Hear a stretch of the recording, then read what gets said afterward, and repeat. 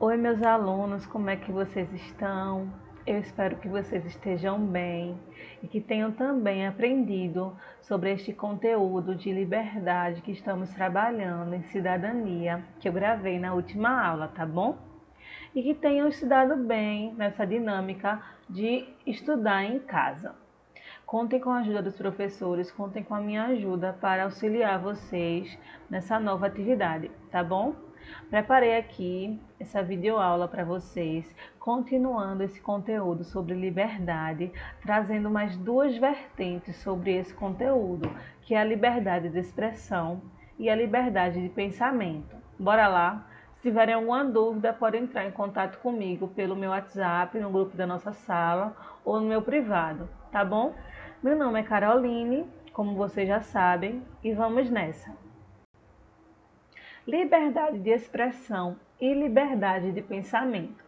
Muitas vezes a gente se confunde entre essas duas temáticas de liberdade, mas elas são diferentes. Elas se complementam, mas elas são diferentes e a gente vai entender por quê. A gente já quis ter liberdade de pensamento, já quis ter liberdade de expressão, já viu alguma nota, já viu algum post sobre liberdade de expressão e achou que era a mesma coisa. Agora a gente vai entender um pouco sobre a diferença entre essas duas. Vamos ver. A liberdade de expressão está garantida pelo texto constitucional brasileiro em seu artigo 5º. No inciso 4, é livre a manifestação do pensamento, sendo vedado o anonimato. No inciso 9, é livre a expressão de atividade intelectual, artística, científica e de comunicação, independente de censura ou de licença. No 10, são invioláveis a intimidade, a vida privada, a honra e a imagem das pessoas, assegurado o direito à indenização pelo dano material ou moral decorrente à sua violação. No inciso 41, a lei punirá qualquer discriminação atentatória dos direitos e liberdades fundamentais. Aí eu coloquei aqui este artigo 5º para relembrar um pouco de nossa atividade que a gente fez em sala de aula, quando a gente discutiu alguns desses incisos sobre liberdade na nossa sala. E vocês falaram muito, a gente refletiu bastante sobre como a liberdade é tida de fato aplicada em nossa realidade concreta. Então aqui, mais uma vez, eu gostaria que vocês refletissem sobre como esses incisos eles estão escritos nesse texto constitucional, mas como de fato ele é aplicado e ele é visto em nossa realidade. Será que realmente é livre a manifestação do pensamento, sendo vedado o anonimato? Será que realmente é livre a expressão da atividade intelectual, artística, científica e de comunicação? Ou se há núcleos, há grupos, há espécies de núcleos que são estereotipados para serem censurados? Será que é realmente inviolada a intimidade, a vida privada, a honra? No decorrer da nossa história, no decorrer da história do Brasil, quantos atos de violação à intimidade, à vida privada e à honra?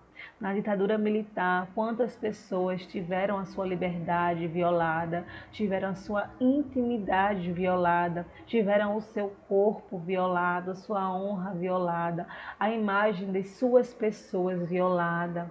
E muitas vezes não foram realmente não foram realmente, a lei realmente não puniu esse tipo de discriminação atentatória a esses direitos e liberdades fundamentais.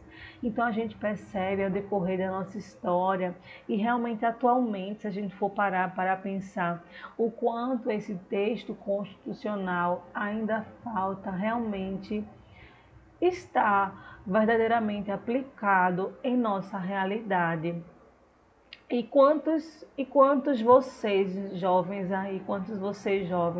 podem pensar em diferentes atos concretos como esse em suas realidades. E é isso que eu espero de vocês, que vocês coloquem a mente de vocês, essa mente pensante, para começar a funcionar nessa realidade que a gente está vivendo agora. E pense sobre essa questão de liberdade de expressão, sobre essa questão de liberdade de pensamento.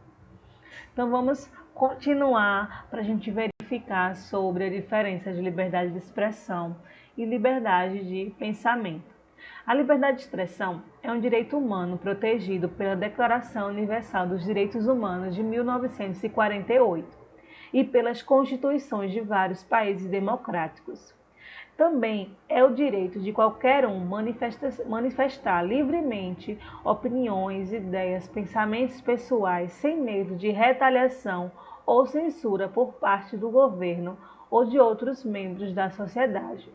É um conceito fundamental nas democracias modernas, nas quais censura não tem respaldo moral. Segundo o artigo 9º da Declaração Universal dos Direitos Humanos, todo ser humano tem direito à liberdade de opinião e expressão. Esse direito inclui a liberdade de, sem interferência, ter opiniões e de procurar receber e transmitir informações e ideias por quaisquer meios e independentemente de fronteiras. Coloco essa imagem aqui de Eleanor Roosevelt e a Declaração Universal dos Direitos Humanos de 1948, onde esse artigo que eu acabo de ler, o artigo 19º, estabelece que todo ser humano tem direito à liberdade de opinião e de expressão. Já a liberdade de pensamento, conhecida também como liberdade de consciência, liberdade de opinião, liberdade de ideia, é a liberdade que os indivíduos têm de manter e defender sua posição sobre um fato, um ponto de vista ou uma ideia, independente das visões dos outros. Consta na Declaração Universal dos Direitos Humanos, no seu artigo 18º, todas as pessoas têm direito à liberdade de pensamento, consciência e religião. Nós percebemos que ele é diferente e não deve ser confundido com a liberdade de expressão. A liberdade de consciência é complementar, está intimamente ligada às outras liberdades, como a liberdade de expressão e a liberdade religiosa. Eles se complementam ao fazer parte da liberdade individual de cada ser humano, de cada indivíduo. Elas duas se complementam, assim como outras liberdades. E como a gente percebe essas duas liberdades entrelaçadas? A liberdade de pensamento, em seu sentido estrito, é inalienável e inquestionável. Reivindicar a liberdade de pensar significa lutar pela liberdade de pensamento. Voltaire afirma que não estou de acordo com o que você diz, mas lutarei até o fim para que você tenha o direito de dizê-lo. Hobbes já afirma que o homem livre é aquele que não é impedido de fazer o que tem vontade, no que se refere às coisas, e que pode fazer por sua força e capacidade. Já Jean-Paul Sartre afirma que a liberdade é a condição ontológica do ser humano, é aquela condição que é já natural do ser humano. Então a gente percebe como os filósofos já se debruçaram sobre essa questão da liberdade, como hoje a gente vê várias situações que nos fazem nos debruçar sobre essa situação da liberdade, principalmente na situação de quarentena que estamos vivendo. Então é interessante a gente pensar sobre esse ato de ser livre, de estar livre, o que nos faz ser livres, o que é liberdade de pensamento, de expressão. Eu trouxe esse material aqui para que vocês tenham um conteúdo a mais para estudar sobre esse assunto, mas que vocês não deixem de lado o material didático de vocês. Qualquer dúvida, vocês podem me procurar e realizar as atividades que eu vou passar para vocês no grupo.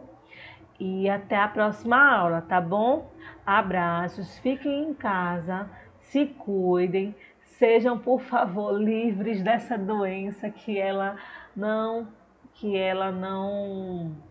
assole a casa de vocês e nem nenhum dos seus familiares, tá bom? Que vocês fiquem bem, que vocês estejam todos bem, para que a gente possa se ver quando tudo isso terminar. Estou com muita saudade de vocês e até a próxima. Abraços!